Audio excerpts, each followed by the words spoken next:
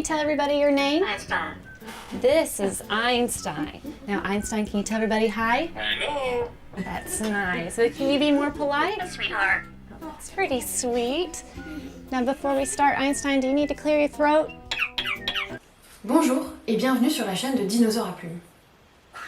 Il y a quelques années, le perroquet Einstein a fait le buzz sur internet dans une vidéo qui le montre en train de répéter divers sons de son environnement sur commande. On le sait, les perroquets ont cette fabuleuse capacité à imiter les sons de leur environnement, y compris le langage humain.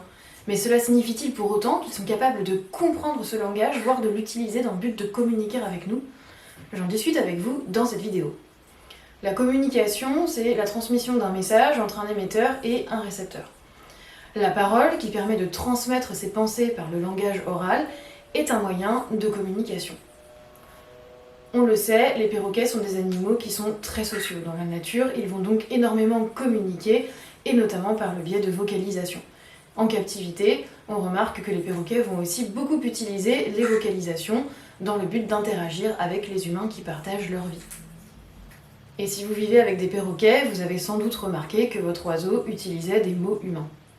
Les études qui se sont intéressées à la compréhension et à la production du langage humain chez les perroquets sont relativement rares, mais certaines peuvent malgré tout permettre de nous donner quelques pistes.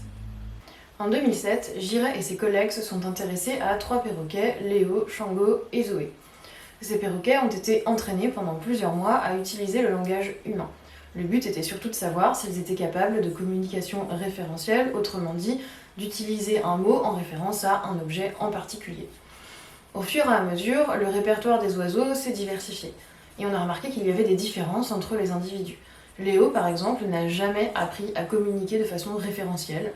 Zoé a appris quelques mots, mais lentement, et Shango, lui, a été capable d'utiliser le langage humain de façon référentielle.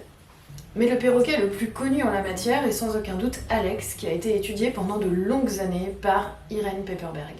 Now once more, how many green wooden blocks? How many green wooden? 4. Good birdie. On the tray, what sound is yellow? What sound is yellow? 4. Or. Very good. What color bigger? What color bigger? Alex était notamment capable de compter jusqu'à 6, il pouvait nommer une centaine d'objets, en donner les caractéristiques, décrire leur forme, leur couleur, leur texture, etc. Plus étonnant, Alex était aussi capable d'utiliser des phonèmes et de les combiner entre eux. Il savait par exemple que car désignait une voiture, pet un animal de compagnie, et que la combinaison de ces 2 phonèmes désignait quelque chose de complètement différent, carpet en anglais tapis.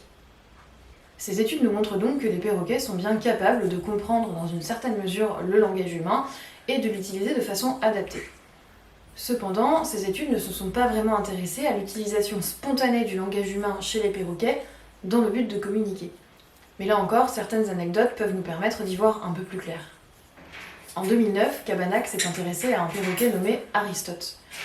Il lui a notamment appris un certain nombre de mots, par exemple cacahuètes, et il lui a également appris le mot donne pour que l'oiseau puisse exprimer ses envies. Quand l'oiseau demandait donne cacahuète, par exemple, on lui donnait une cacahuète.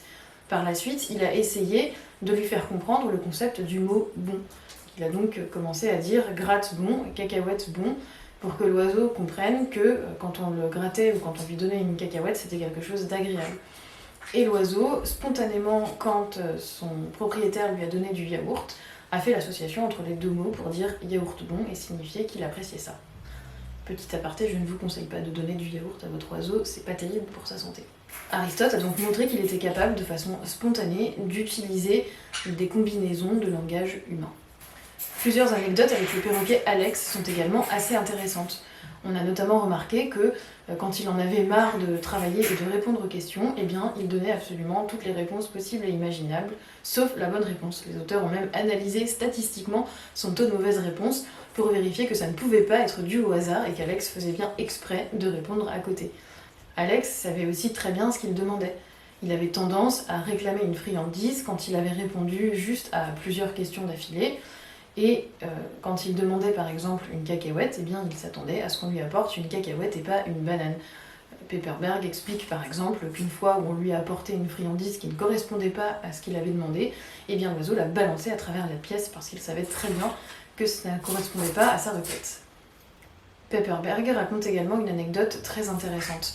Elle explique qu'un jour, Alex, qui savait se reconnaître devant le miroir, était face à une glace. Et il a demandé à la personne qui était avec lui de quelle couleur est Alex. La personne lui a répondu « Alex est gris ». Et c'est comme ça qu'Alex a compris quelle était la couleur grise et qu'il a été capable de la généraliser à d'autres objets. Ces études et ces anecdotes nous montrent donc que quand les perroquets imitent le langage humain, ils ne sont pas uniquement dans une répétition automatique, mais qu'ils sont aussi capables de réutiliser notre langage dans le but de communiquer avec nous. Dans une certaine mesure, ils sont aussi capables de réutiliser les mots de notre langage à bon escient. Autrement dit, les perroquets ont cette fabuleuse capacité à parler la langue d'une espèce qui n'est pas la leur.